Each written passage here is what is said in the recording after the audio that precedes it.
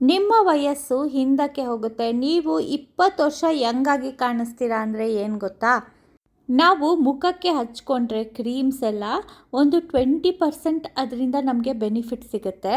ನಾವು ಮೇಕಪ್ ಹಚ್ಕೊಂಡು ಹೊರಗಿಂದ ಚೆನ್ನಾಗಿ ಕಾಣಿಸೋದಕ್ಕಿಂತ ಮೇಕಪ್ ಇಲ್ದೇ ಫುಲ್ಲು ಗ್ಲೋ ಆಗಿ ಕಾಣಿಸಿದ್ರೆ, ಅದೇ ನಾವು ತಿನ್ನೋದು ಕುಡಿಯೋದು ಆಹಾರ ಪದ್ಧತಿನ ಬದಲಾಯಿಸ್ಕೊಂಡ್ರೆ 100% ನಮ್ಮ ಏಜ್ನ ರಿವರ್ಸ್ ಮಾಡ್ಬೋದು. ನಮ್ಮ ವಯಸ್ಸು ಹೇಗೆ ಹಿಂದಕ್ಕೆ ಹಾಕ್ಬೋದು ಅನ್ನೋದನ್ನು ನಾನು ಡಿಸ್ಕ್ರಿಪ್ಷನ್ ಬಾಕ್ಸಲ್ಲೂ ನೀಟಾಗಿ ಮೆನ್ಷನ್ ಮಾಡಿದ್ದೀನಿ.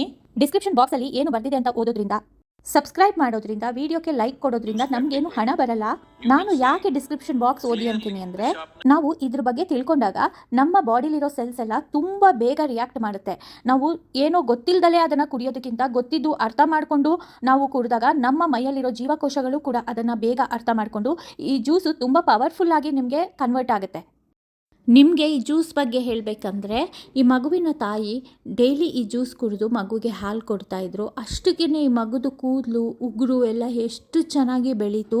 ಮಗು ಕೂಡ ತುಂಬ ಹೆಲ್ದಿ ಆಯಿತು. ನೀವು ಈ ಜ್ಯೂಸನ್ನ 30 ದಿವಸ ಆದರೂ ಕುಡಿಬೇಕು.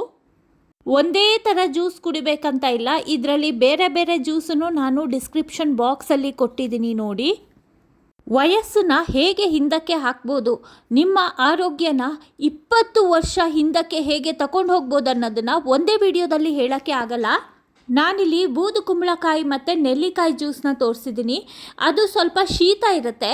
ನೀವು ಶೀತ ಮೈಯವರಾಗಿದ್ದರೆ ನೀವು ಕಾಳು ಮೆಣಸನ್ನು ಉಪಯೋಗ ಮಾಡಲೇಬೇಕು. ಅದಕ್ಕೆ ನಿಮಗೆ ಅಸ್ತಮ, ಥೈರಾಯ್ಡ್ ಥರ ಸಮಸ್ಯೆ ಇದ್ದರೆ ಕೂಡ ನೀವು ಕಾಳು ಮೆಣಸು, ಅರಿಶಿಣ ಮತ್ತು ಶುಂಠಿನ ಉಪಯೋಗ ಮಾಡ್ಬೋದು.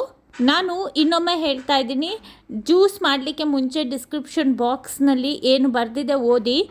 ಹಾಗೆಯೇ ಈ ವಿಡಿಯೋನ ಕೂಡ ಪೂರ್ತಿ ನೋಡಿ. ನಾವು ಲಕ್ಷ ಲಕ್ಷ ಖರ್ಚು ಮಾಡಿ ಮುಖಕ್ಕೆ ಹಚ್ಚೋ ಕ್ರೀಮ್ಗಳು ಅಷ್ಟೊಂದು ರಿಸಲ್ಟ್ ಕೊಡಲ್ಲ. ಇದು ಇನ್ನೂ ತುಂಬ ಒಳ್ಳೆ ರಿಸಲ್ಟ್ ಕೊಡುತ್ತೆ. ಅದನ್ನು 10 ರೂಪಾಯಿ 20 ರೂಪಾಯಿ ಖರ್ಚಲ್ಲಿ ನಮ್ಮ ಮೈಯಲ್ಲಿರೋ ಜೀವಕೋಶ ಎಲ್ಲ ಒಳಗಿಂದ ರಿಪೇರಿ ಆಗಬೇಕು. ಆವಾಗ ಮಾತ್ರ ನೀವು ಹೆಲ್ದಿ ಫಿಟ್ಟಾಗಿ ಕಾಣಿಸ್ತೀರಾ. ಕೂದಲು ಉಗುರು ಎಲ್ಲ ನಮ್ಮ ಹೆಲ್ತನ್ನ ತೋರಿಸುತ್ತೆ, ನಾವೆಷ್ಟು ಹೆಲ್ದಿ ಆಗಿದ್ದೀವಿ ಅನ್ನೋದನ್ನ. ನಾನಿಲ್ಲಿ ತೋರಿಸಿರೋ ಜ್ಯೂಸನ್ನ ಕೊನೆವರೆಗೂ ನೋಡಿ, ಆವಾಗ ಮಾತ್ರ ನಿಮಗೆ ಅದನ್ನು ಹೇಗೆ ಉಪಯೋಗಿಸ್ಬೇಕಂತ ಗೊತ್ತಾಗುತ್ತೆ.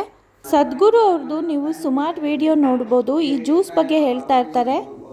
ಬರೀ 5 ಐಟಮ್ ಸಾಕು, ವಯಸ್ಸು 70 ಆದರೂ 20 ಥರ ಕಾಣಿಸ್ಬೋದು.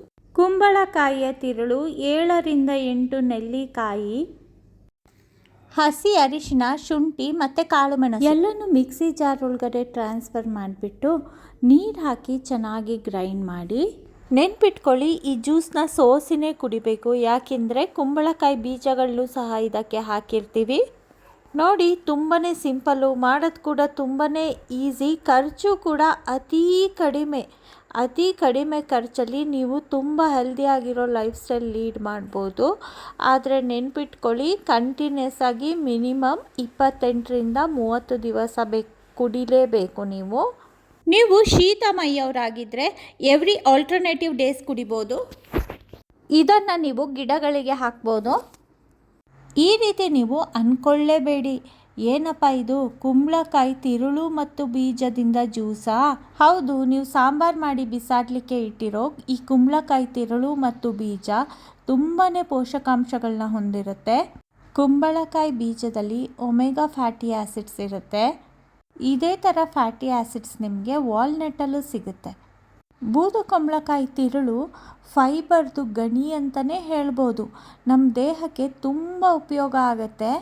ಕೆಲವರು ಹೀರೋಯಿನ್ಸ್ನೆಲ್ಲ ನೋಡಿರ್ಬೋದು, 50 ವರ್ಷ ಆದರೆ ಕೂಡ 25 ವರ್ಷದವ್ರ ಥರ ಕಾಣಿಸ್ತಾ ಇರ್ತಾರೆ. ಅವರ ದೇಹದಲ್ಲಿರೋ ಶಕ್ತಿ ಕೂಡ ಹಾಗೇ ಇರುತ್ತೆ. ತುಂಬ ಎಕ್ಸ್ಪೆನ್ಸಿವ್ ಆ್ಯಡ್ಸು, ಕ್ರೀಮ್ಸ್ ಎಲ್ಲ ಬರುತ್ತೆ.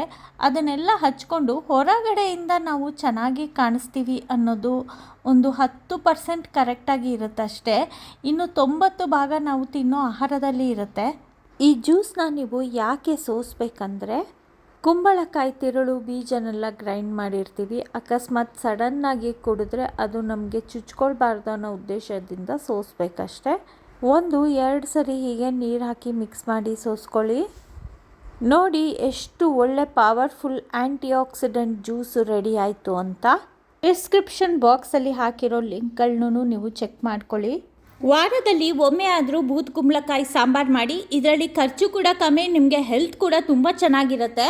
ನಾನು ಬೂದ್ ಕುಂಬಳಕಾಯಿ ಸಾಂಬಾರು ಹೇಗೆ ಮಾಡೋದನ್ನೋ ರೆಸಿಪೀಸ್ ಎಲ್ಲ ನಂದು ಚಾನಲಲ್ಲಿ ಕೊಟ್ಟಿದ್ದೀನಿ. ತುಂಬಾ ಟೇಸ್ಟಿಯಾಗಿರೋ ರೆಸಿಪೀಸ್ ಕೊಟ್ಟಿದ್ದೀನಿ, ಟ್ರೈ ಮಾಡಿ.